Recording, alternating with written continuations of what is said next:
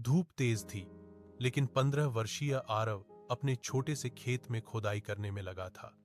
गांव के लोग उसे देखकर कहते, अरे, इतनी मेहनत करने से क्या मिलेगा?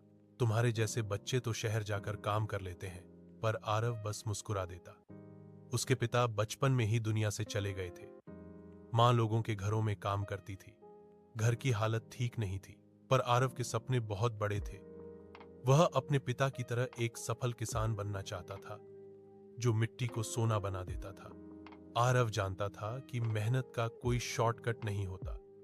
वह रोज सुबह जल्दी उठकर खेत में काम करता, स्कूल जाता और शाम को फिर वही काम शुरू कर देता।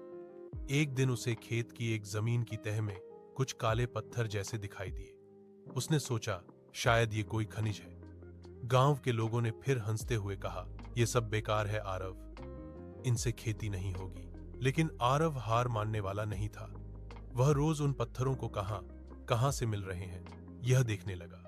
उसने स्कूल की लाइब्रेरी में भी जाकर मिट्टी और खनिजों पर किताबें पढ़ी।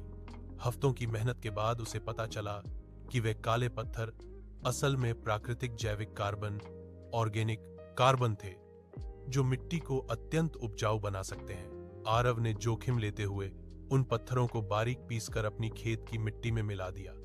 यह काम आसान नहीं था। मशीन उसके पास नहीं थी, इसलिए पत्थरों को हाथ से तोड़ना पड़ता था।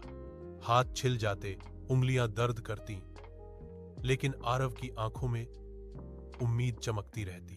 गांव वाले अब भी कह रहे थे, इतनी मेहनत किस काम की, सब व्यर्थ जाएगा।